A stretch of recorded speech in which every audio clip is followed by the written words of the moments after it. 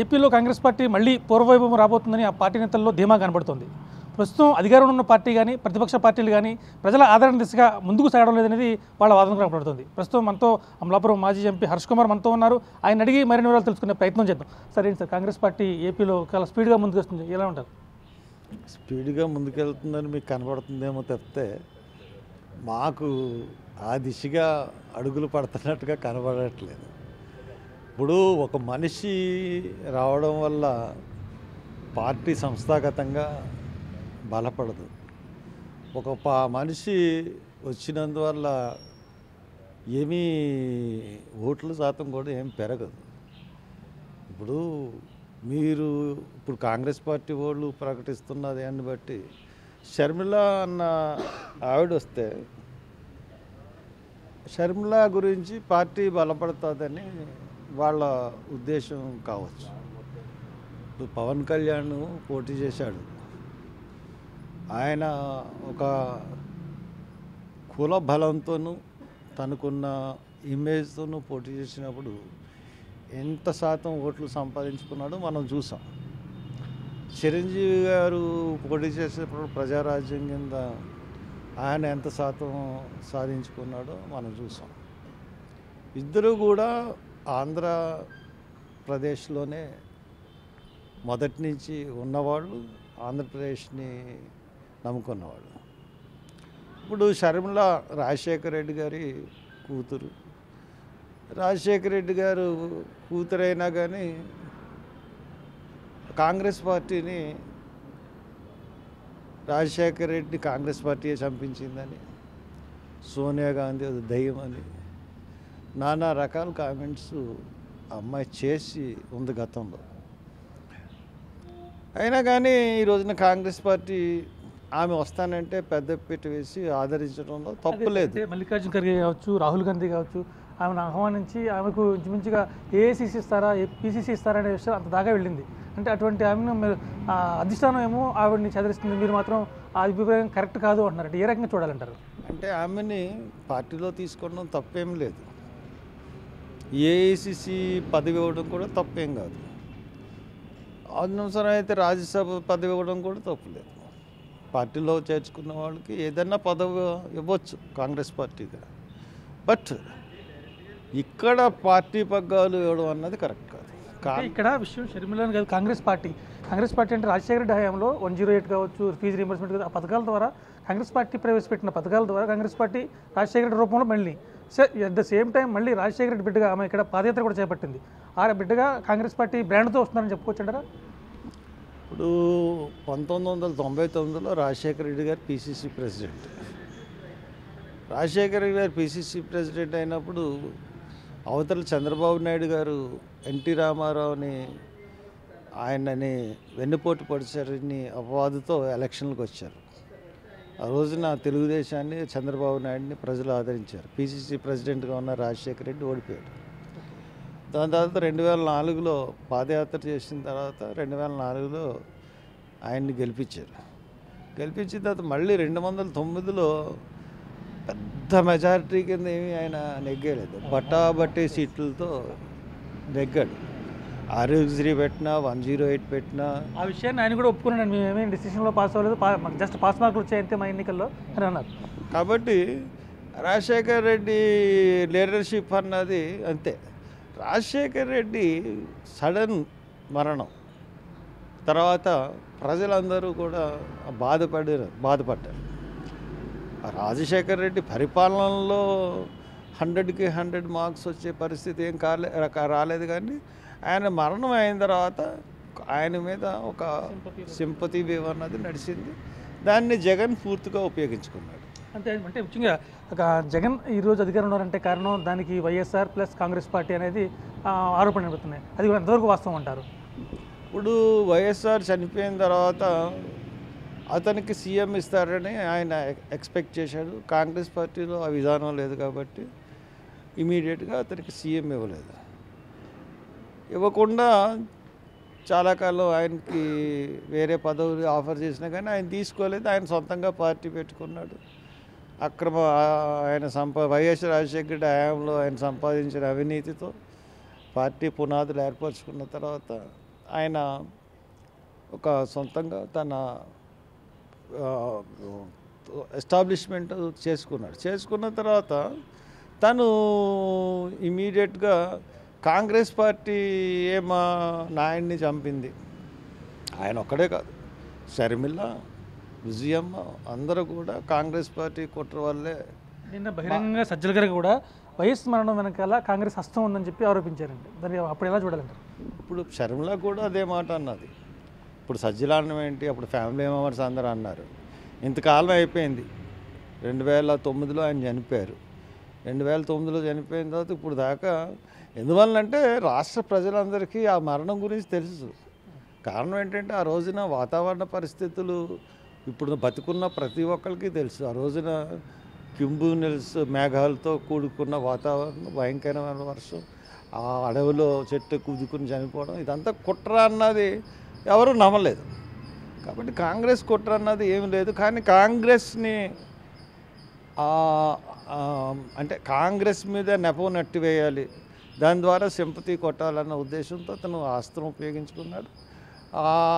దాన్ని సక్సెస్ఫుల్గా కాంగ్రెస్ ఓట్ బ్యాంక్ని అతను తీసుకున్నాడు. ఇప్పుడు షర్మిల ఇప్పుడు తెలంగాణలో నేను వెళ్ళి పార్టీ పెట్టి దానికి తెలంగాణ వైఎస్ఆర్ పార్టీ అని పెట్టి, తెలంగాణ వైఎస్ఆర్ అని పెట్టి, వైఎస్ఆర్ టీపీ అని పెట్టి తెలంగాణలో పార్టీ పెట్టిన తర్వాత తెలంగాణ లీడర్స్, కాంగ్రెస్ లీడర్స్ ఎవరు కూడా ఆమెని దగ్గరికి రానివ్వలేదు. ఒక మీటింగ్లో ఆమెని పాల్గొనవ్వలేదు. తెలంగాణలో రాజశేఖర రెడ్డి బొమ్మ అన్నది కనపడనివ్వలేదు. అంటే ఆమె చెప్పింది ఏంటంటే కాంగ్రెస్ పార్టీ ఓట్ బ్యాంక్ చీలిపోకూడదు, ప్రభుత్వ వ్యతిరేక ఓటు అంతా కూడా కాంగ్రెస్ పార్టీకి పడాలి, అందుగురించే నేను పార్టీలో పోటీ చేయడం కాంగ్రెస్ పార్టీకి మద్దతుగా బయటకు వచ్చేసానని చెప్తున్నారండి. అంటే క్యాండిడేట్లే లేరు ఆవిడకి. టీఆర్ఎస్లో తెలంగాణలో కంటెస్ట్ చేయడానికి క్యాండిడేట్లే లేరు. ఒకళ్ళు ఉన్న క్యాండిడేట్లు కూడా ఎంత డబ్బు ఇస్తుంది అనే తిరిగారు తప్పితే ఆవిడ మాటకారి, ఇంట్లోనే ఒక్కతే బయటకు వెళ్తూ ఉండేది, పాపం అడ్డుకునేవారు, నాన్న గొడవ చేసేది. ఏదో అలాగా ఒక లీడర్గా ఎదుగుదామని ప్రయత్నించింది తెలంగాణలో. తెలంగాణ ప్రజలు, తెలంగాణ నాయకులు ఎవరు ఆమెను పట్టించుకోలేదు. నిజంగా తెలంగాణలో ఆవిడకి ఏదన్నా బలం ఉండుంటే కాంగ్రెస్ ఒక్క సభల్లో కూడా ఎందుకు మాట్లాడినవ్వదు? రాజశేఖర రెడ్డి ఫోటోని ఎందుకు పెట్టనివ్వలేదు? కాబట్టి తెలంగాణలో ఆవిడకి ఏమీ లేదు కాబట్టి ఆంధ్రప్రదేశ్లోకి తీసుకుని వస్తే ఏమన్నా ప్రయోజనం ఉంటుందేమో అన్నది కాంగ్రెస్ ఆలోచన. కానీ కాంగ్రెస్ ఆలోచన తప్పు. ఇప్పుడు అక్కడే నేను పుట్టాను, అక్కడే నేను చేశాను, అన్నీ నేను తెలంగాణ బిడ్డని, తెలంగాణ గొప్పమలాడానన్న ఆమె ఆంధ్రాలోకి వచ్చి Andhra party, Congress party leadership తీసుకుని నేను ప్రజల్లోకి వెళ్తాను, ఆంధ్రప్రదేశ్ పార్టీని, కాంగ్రెస్ పార్టీని నడిపిస్తానంటే ఆంధ్రులు అంత చేతకాని వల్ల. అంటే ఆంధ్రాలో కూడా పాదయాత్ర చేశాను, ప్రజల మధ్యలోకి వెళ్ళాను, ప్రజలతో నాకు సంబంధం ఉంది, అక్కడ కూడా వాళ్ళతో నాకు అనుబంధం ఉంది అన్నారు. ఒకసారి రాష్ట్రం విడిపోయిన తర్వాత కాంగ్రెస్ పార్టీ మోసం చేసింది ఆంధ్రాని బలమైన మచ్చ ఉంది. ఆంధ్రలో ఆత్మగౌరవం అన్నది దెబ్బకొట్టిన తర్వాత మళ్ళీ తెలంగాణ లీడర్ని, తెలంగాణలో ఆడపడిచిని అన్న ఆవిడ్ని తీసుకొచ్చి ఆంధ్రలో ఈమె మీకు లీడర్ అని ఆంధ్ర వాళ్ళకి అప్పచెప్తే ఆంధ్ర వాళ్ళు ఆత్మాభిమానం దెబ్బతిందా అండి? ఎవరు ఓటేస్తారు కాంగ్రెస్కి? ఇప్పుడున్న 1% కన్నా తగ్గిపోద్ది షర్మిల రావడం వల్ల. అంటే ఏపీలోకి షర్మిల అడుగు పెడితే ఉపయోగం కంటే నష్టమే ఎక్కువ ఉంటుందని మీ అభిప్రాయపడతారు? ఖచ్చితంగాను. ఇప్పటికీ కూడా ఆమె జగన్ బాణమే. రామకృష్ణారెడ్డి ఆళ్ళ రామకృష్ణారెడ్డి ఎందుకు వచ్చేసి జాయిన్ అయ్యాడు జగన్తో, షర్మిలాని బలపరచాలని. ఇప్పుడు ఎమ్మెల్యేలు అందరూ తెలుగుదేశం వైపే చూస్తున్నారు, కాంగ్రెస్ వైపు కానీ షర్మిల వైపు చూడట్లేదు. పాపం ఆంధ్రజ్యోతి వాళ్ళు చాలా కష్టపడుతున్నారు దాని గురించి. కానీ వాళ్ళ చూపు అంతా తెలుగుదేశం దాంట్లోనే ఉంది. అక్కడ దొరకకపోతే ఉనికిని కాపాడుకోవడానికి కాంగ్రెస్లోకి వెళ్దాం అనుకుంటున్నారు తప్పితే ఒక్కళ్ళు కూడా ఈ రోజుకి ఆవిడ వస్తుందంటే ఇప్పుడు దాకా ఒక ఆళ్ళ రామకృష్ణ, ఎందుకంటే అది ప్రీ ప్లాన్డ్ కాబట్టి, అంటే ప్రీ ప్లాన్డ్ కాబట్టి. షర్మిల అంతే కాకుండా మీకు పెళ్లి కార్డు ఇవ్వడానికి ఎంత టైం పడుతుందండి? అన్న చెల్లెళ్ళ మధ్య వైరుధ్యం ఉన్నప్పుడు 2 నిమిషాలు పడుతుంది. అరగంట కూర్చుని ఏం మాట్లాడుకున్నారు ఢిల్లీ వెళ్ళే ముందు? ఇవన్నీ చూస్తూ ఉంటే జగన్ వదిలిన బాణమే ఇంకా షర్మిల. ఈ కాంగ్రెస్ వాళ్ళు పిచ్చితనంగా నమ్మి వెళుతున్నారేమో అని అనిపిస్తూ ఉంది. షర్మిల విషయం పక్కన పెడితే ఏపీలో ప్రస్తుతం కాంగ్రెస్ పార్టీ పరిస్థితి ఏంటి అంటే, నిన్న మీ నాయకుడు జేడీ సీఎం గారు మాట్లాడుతూ ఇతర పార్టీల్లో ఉన్న మా నేతలంతా కూడా మళ్ళీ కాంగ్రెస్ పార్టీలో వచ్చేందుకు చూస్తున్నారు, వాళ్ళందరినీ కూడా సాధారణంగా ఆహ్వానిస్తున్నారు. నిజంగా ఉన్నారంటారా?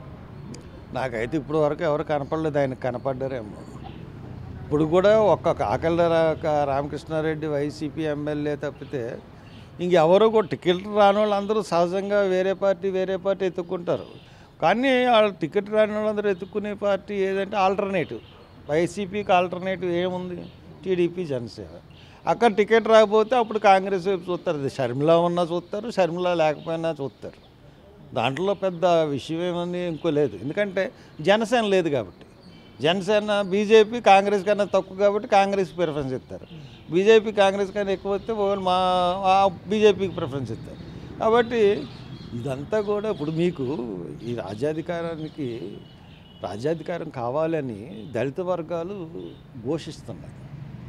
ఇప్పుడు దళిత వర్గాల్లో ఎక్కువ సామాజిక స్పృహ వచ్చింది. మాకు రాజ్యాధికారం కావాలి అన్న తపన ఎక్కువైంది.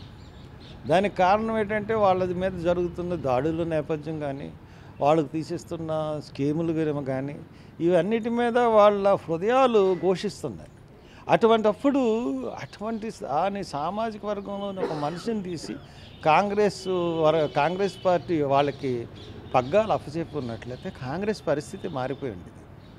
ఆ ఓటు బ్యాంక్ అంతా జగన్ దగ్గర ఉన్న ఓటు బ్యాంకు ఎస్సీలు అందరికి మళ్ళీ కాంగ్రెస్ పార్టీకి వచ్చేసేవారు. కానీ ఆ సువర్ణ అవకాశాన్ని కాంగ్రెస్ పోగొట్టుకుంటుంది. సార్, ప్రస్తుతం ఏపీలో ఉన్న పొత్తుల గురించి మీ అభిప్రాయం ఏంటంటే, జనసేన, టీడీపీ, బీజేపీ అంటున్నారు. బీజేపీ ఏమో టచ్లో లేదు, టీడీపీకి టచ్లో లేదు, టీడీపీ ఏమో బీజేపీకి టచ్లో లేదు. కానీ జనసేన, టీడీపీ మాత్రం పొత్తులో ఉన్నాయి. మరి ముగ్గురు కలిసి ఎలా వెళ్తారు? ఒకవేళ జనసేన, కాంగ్రెస్, టీడీపీ కలిసి బీజేపీతో పొత్తు పెట్టుకుంటే డెఫినెట్గా అది టీడీపీకి, జనసేనకి కూడా లాసే. ఎందువల్లంటే బీజేపీ అంటే చాలా వ్యతిరేకత ఉంది ప్రజల్లో.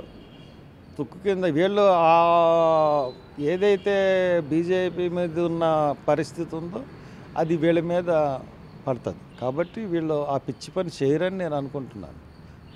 బీజేపీ, జనసేన, టీడీపీ కలిసి వెళ్తే మైనారిటీలు వాళ్ళకి దూరం అవుతారు. సో ఆల్టర్నేటివ్గా మళ్ళీ జగన్ సీఎం అవుతారు అనేది కూడా కొంత వాదన పడుతుంది. అందులో వాస్తవం ఉందంటారా? అసలు మైనారిటీలే కాదు, ఎస్సీలు కూడా ఏసీ ఇద్దాం అనుకున్న ఎస్సీలు ఇప్పుడు ఎస్సీ కమ్యూనిటీ అంతా కూడా ఆల్టర్నేటివ్గా టీడీపీని, జనసేనని చూస్తున్నాయి. కాంగ్రెస్ పార్టీ వాళ్ళకి రాజ్యాధికారం అప్పచెప్పలేదు కాబట్టి. ఇటువంటి పరిస్థితుల్లో వాళ్ళు బీజేపీతో కానీ పొట్టు పెట్టుకుంటే వాళ్ళందరూ మళ్ళీ జగన్ వైపు వెళ్ళిపోయే ప్రమాదం ఉంది. SC voting bank, minority vote bank. కాబట్టి వీళ్ళు కానీ బీజేపీతో పొత్తు పెట్టుకుంటే వీళ్ళు మళ్ళీ జగన్కి అవకాశం ఇచ్చినట్లు లెక్క. ఇటీవల కాలంలో ఎయిర్పోర్ట్లో చంద్రబాబు నాయుడు, డీకే శివకుమార్ ఇద్దరు కలిశారు. అనంతరం రాజకీయాలు మారాయి. కాంగ్రెస్, జనసేన, టీడీపీ ముందుకు వెళ్తున్నాయి అంటారు. దాన్ని ఎంతవరకు నమ్మొచ్చు అంటారు? అదైతే నాకు తెలియదు కానండి, కళ్ళ బాగానే ఉంటుంది. ఎందువల్లంటే కాంగ్రెస్ డెఫినెట్గా ప్రత్యేక హోదా ఇస్తానని చెప్తుంది. అలాగే కాంగ్రెస్ స్టీల్ ప్లాంట్ కాపాడుతానని చెప్తుంది. విభజన హామీలన్నీ చేస్తానని చెప్తుంది. కాబట్టి ఈ పరిస్థితుల్లో కాంగ్రెస్తో ఈ 2 పార్టీలు వెళ్తే వీళ్ళకి లాభం. ఏపీలో 2020 ఎన్నికల్లో కాంగ్రెస్ పార్టీ భవిష్యత్తు ఎలా ఉండబోతుంది అనుకుంటున్నారు? వీళ్ళతో అలయన్స్లోకి వెళ్తే బాగుంటుందండి. బట్ షర్మిలాని తీసుకొస్తే మళ్ళీ బీజేపీకి ఉన్న పరిస్థితి కాంగ్రెస్కి ఉంటుంది. కాబట్టి వితౌట్ షర్మిల కాంగ్రెస్ పార్టీ అలయన్స్లోకి వెళ్తే బాగానే ఉంటుంది. విత్ షర్మిల వెళ్తే మట్టుకు మళ్ళీ వాళ్ళిద్దరికి కూడా ప్రాబ్లం అవుతుంది. కాబట్టి అది వాళ్ళిద్దరూ వెళ్తే చాలా చక్కగా ఉంటుంది. But without Sharmila Congress party కూడా కలిస్తే బాగుంటుంది. రాజకీయాల్లో ఉన్న సుదీర్ఘ అనుభవంతో మనతో కొన్ని విషయాలను పంచుకున్నారు. షర్మిల ఏపీలోకి వస్తే కాంగ్రెస్ పార్టీకి మేలు జరుగుతుందా, హాని జరుగుతుందా? అలాగే పొత్తుల విషయంలో బీజేపీ, జనసేన, టీడీపీ కలిసి వెళ్తే మంచి జరుగుతుందా, బీజేపీ, జనసేన, కాంగ్రెస్ కలిసి వెళ్తే మంచి జరుగుతుందా అనే విషయాలపై చాలా క్లారిటీ ఇచ్చారు. కెమెరామెన్ రవిశంకర్తో రాజేష్, బిగ్ టీవీ, రాజమహేంద్రవరం.